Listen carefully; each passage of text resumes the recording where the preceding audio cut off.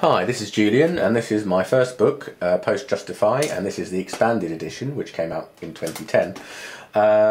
And it has 80 pages of stuff you can do with post-it notes, loads of illustrations and all kinds of stuff. So I just thought I'd talk you through what's in it. When you get it, you don't just get this, you also get a supplemental, which is another 30 pages, which only came out recently. You won't get that with the print version. You'll have to get a hold of that through me if you buy the print version, but if you buy the ebook version of Post Justify from my website, you will get both as a download. You can get this from the coldreadingcompany.co.uk. So, what's in Post Justify? Well, let's just talk through it. At the beginning, you get a bit of a discourse describing the different kinds of folded notes you can make. Clam, smooth open. I've given them different names, and there are illustrations, photographs showing you the different properties of these post-it notes and what you can do with them regarding mentalism. As always, there are effects to show you how these techniques can be used. One of my favourites is not really an effect, but sound reading.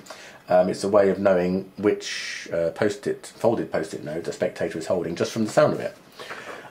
Instant tagging is extremely popular. I'm going to gloss over that because I don't want to give too much away, and that's one of those things where people say instant tagging, it's worth the price of the book alone, blah blah blah. A lot of people use instant tagging. If you're not, you should, and there's an effect using it called other self. Peaks, you've got to have peaks. If you're going to write stuff on bits of paper, you've got to have some peaks, and there are a few peaks in here using post-it notes. Switches, of course, post-it notes, especially folded, are fantastic for switching. So there's a whole bunch of switches in here, as well as a thing called the chest switch, what I'm pretty proud of, which is a way of switching a note right under the spectators' noses when it's actually being stuck to you and they won't see a blooming thing. There's a few other ideas in here. Indexes and pocket writing. Post-it notes are great for making indexes and for pocket writing.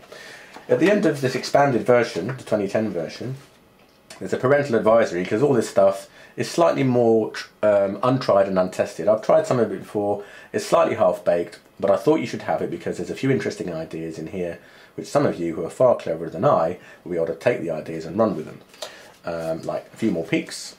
And also there's a whole section here about post-it brand bookmarks and placeholders, which are things like this, which I used to mark the side of the book. They're very handy and they can get up to some mentalism stuff, which is pretty cool. We also have a Q&A post-it, which is my take on the Q&A using just a post-it pad, a pad of paper and a book. You can do it, it can be done. And at the end we have post ahead, which is a way of always ending up clean and in the right order if you're doing a one ahead routine using post-its. So that's that. And in the supplemental, we have 30 pages of other stuff. We have a whole bit on holdouts, which is ways of hiding post-it notes on yourself, how to get them back and what to do with them should you do that. Pretty handy actually, I'm glad I discovered that.